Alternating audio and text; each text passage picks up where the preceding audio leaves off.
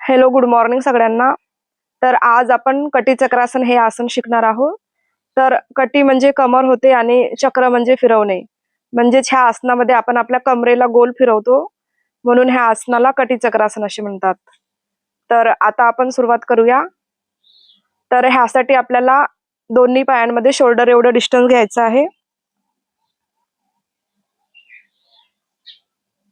आणि आपले दोन्ही पंजे जे आहेत ते हलके क्रॉस ठेवायचे आहेत.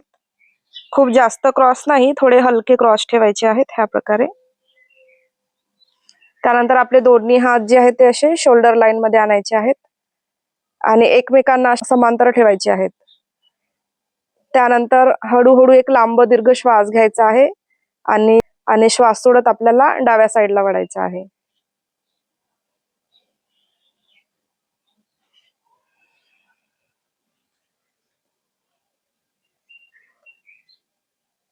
मागे वळल्यानंतर आपल्याला आपले हात जे आहेत ते सरळच ठेवायचे आहेत शोल्डर लाईन मध्ये. त्याच प्रकारे पाय सुद्धा सरळच ठेवायचे आहेत, गुडघे वगैरे वाकवायचे नाही. ह्यामध्ये फक्त आपली कमर जी आहे ती आपल्याला फिरवायची आहे.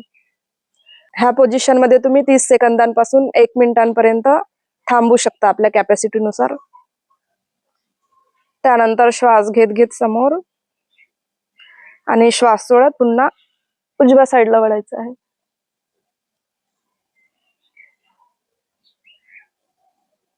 आपली मान जी आहे ती अशी मागे ठेवायची आहे.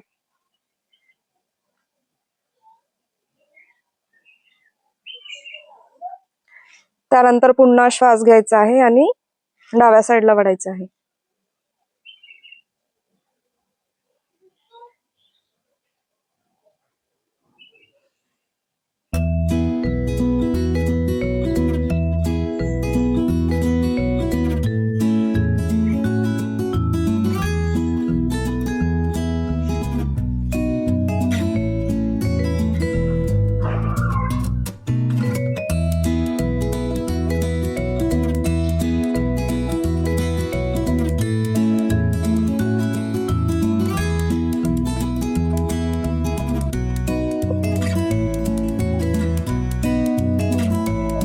श्वास सोडत खाली. आसन आपण दुसऱ्या प्रकारे करून बघूया. तर ह्यासाठी आपल्याला दोन्ही पायांमध्ये शोल्डर इतका डिस्टन्स घ्यायचा आहे. त्यानंतर आपले दोन्ही हात जे आहेत ते ह्या प्रकारे शोल्डर लाईन मध्ये आणायचे आहेत. त्यानंतर हळूवारपणे आपल्याला लांब दीर्घ श्वास घ्यायचा आहे आणि श्वास सोडत आपल्याला आधी डावीकडे आणि नंतर उजवीकडे वळायचं आहे.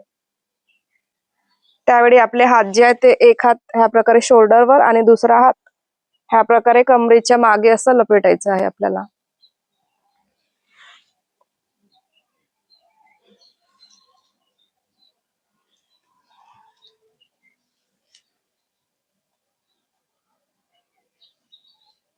आणि आपल्याला असं मागे बघायचं आहे. जेवढी कमर तुम्हाला मागे वळवता येईल तेवढी वळवायची आहे.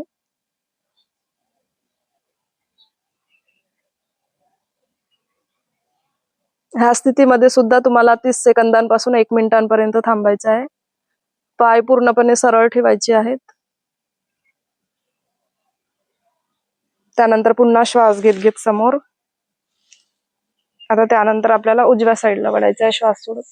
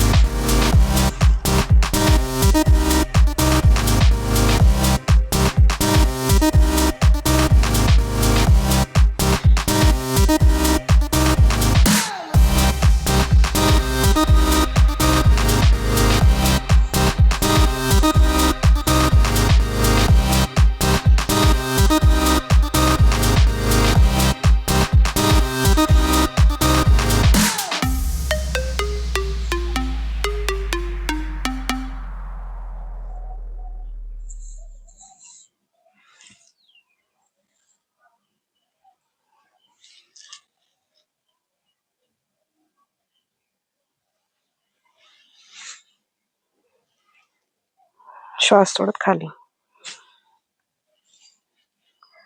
तर ह्या प्रकारे आपल्याला ही पोझिशन सुद्धा तुम्हाला 5 ते 10 वेळा रिपीट करायची आहे. आणि ह्या 2 प्रकारांपैकी तुम्हाला कोणता प्रकार योग्य वाटते तर त्याची तुम्हाला प्रॅक्टिस करायची आहे.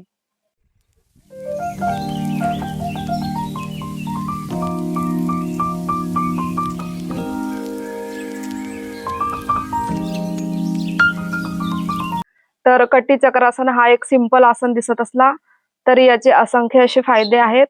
हा आसन आपल्या पाठीच्या कण्याला फ्लेक्झिबल करण्यासोबतच आपल्या संपूर्ण शरीराची फ्लेक्झिबिलिटी सुद्धा वाढवतो.